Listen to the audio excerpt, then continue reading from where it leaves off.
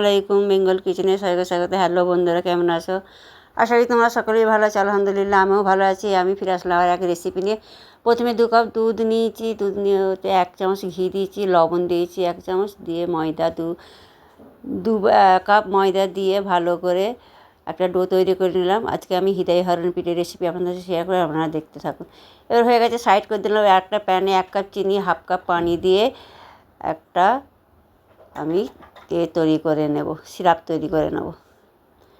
সিরাপটা মানে 1 মিনিট মতন আমি করে নিয়েছি।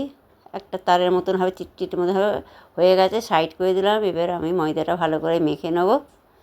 ভালো করে ময়দাটা মেখে নেব। মাখা হয়ে গেছে। ওটা চাপা দিয়ে আমি আধ ঘন্টা রেখে দিয়েছিলাম। আধ ঘন্টা পর ফিরে আসলাম। দিয়ে এবার ছোটো ছোটো লিচি কেটে নেব। লিচি কাটা হয়ে গেছে। এবার একটা ম্যাট বিছিয়ে দিলাম। দিয়ে ওর এবার এক এক করে আমি রুটি বেলে নেব। যে সকল বন্ধুরা আমার এই চ্যানেল নতুন, তারা অবশ্যই সাবস্ক্রাইব করে বেল আইকনটা ক্লিক করে আমার পাশে সাথে, যাতে আমি রেসিপি সবার আগে আপনাদের কাছে পৌঁছে যাবে। এবার একটা রুটি বেলা হয়ে গেছে। এবার আপনাদের দেখাচ্ছি। এবার 4 সাইডে পানি লাগিয়ে দেবো। ফেসবুক থেকে যে বন্ধুরা দেখছেন পেজটা ফলো দিয়ে দেবে, ফলো দিয়ে আমার পাশে থাকবে।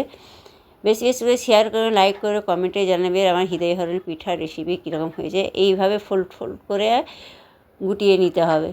দিয়ে দেখুন বন্ধুরা, এইভাবে এই মুখের দিকটা দুটো মুখ এইভাবে জুড়ে দেবেন। দিয়ে এইভাবে দেখুন দেখাচ্ছে, আর দুটো মুখ জুড়ে পেছন দিক দিয়ে এরকম করে দেবে।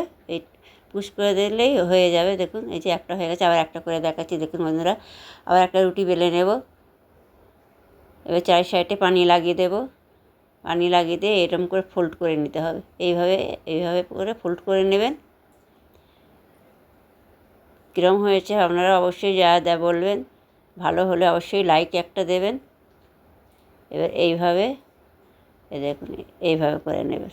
মুখটা দুটো মুখ জুড়ে দিয়ে পিছন দিকটা এরকম করে হাতের সাহায্যে একটু টিপে দিলেই হয়ে যাবে। এই যে দুটো হয়ে গেছে। আবার একটা করে দেখাচ্ছি। দেখুন বন্ধুরা, আবার এইভাবে ফোল্ড করবেন। আমার এই রেসিপি কেমন হয়েছে অবশ্যই কমেন্টে জানাবেন। এইভাবে ফোল্ড করে নেবেন। এইভাবে দেখুন, ইজি একদম, কোনো নেই, ঝামেলা নেই।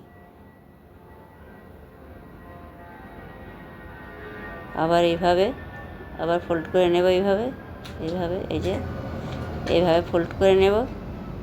নিয়ে এবার দুটো একটু কেটে দিলাম, বেরিয়েছিল বলে।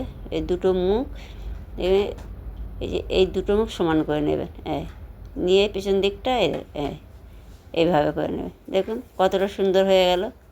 এই যে সব পিঠা আমার তৈরি হয়ে গেছে। আমার এই হৃদয় হরণ পিঠার রেসিপি যদি ভালো লাগে লাইক করবেন আর কমেন্টে জানাবেন। বেশি বেশি করে শেয়ার করবেন।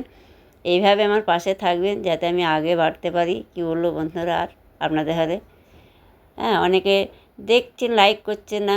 এবার ভাজা হয়ে গেছে, উঠিয়ে নিলাম।